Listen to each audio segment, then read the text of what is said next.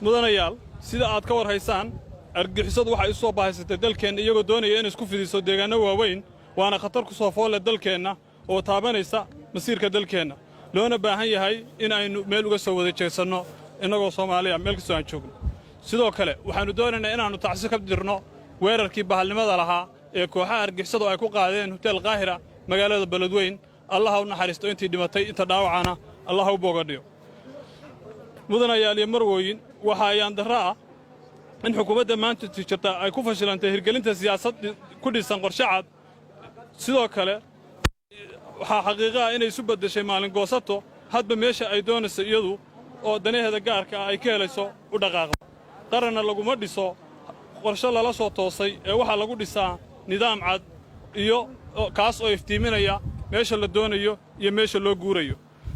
mudanayaal waxa xaqiiqo ah in xukuumaddani ay gashay 20 heshiis oo dhammaantood isburinaya waxa xaqiiqo ah in xukuumaddani subax ay ku ummadda Soomaaliyeed habeen iyo maalinba ay oranaysay Itoobiya waa cadawgeena subaxii dambana la arkay iyadoo wadooyinku u xidhan yihiin ra'iisul wasaare Itoobiya waxa xaqiiqo ah in xukuumaddani ay gashay in ka badan 20 heshiis oo cid aragtay aysan jirin waxa xukuumadda ugu tayada liidatay abid ee soo martay dalkeenna hooyo shacabka Soomaaliyeed ayaa markhaati ka ah in dhammaan xafiisyadii iyo wasaaradihii dalku mid shaqaynaysa aysan jirin wasiiradiina ay telefoon ku shaqaynayaan xafiisyadiina ay ka guureen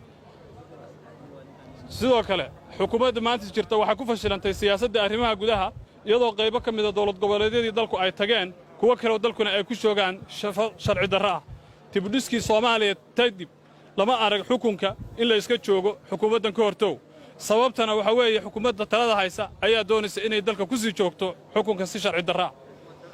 xukuumaddani waxay laashay wixii heshiiska lagu ahaa sida dastuurkii dalka waxay burburisay federaalismkii waxay diiday wadaxaajood waxayna go'aansatay siyaasad la yiraahdo loo joojin maayo waxay dib u celisay 30 sano ummadii Soomaaliyeed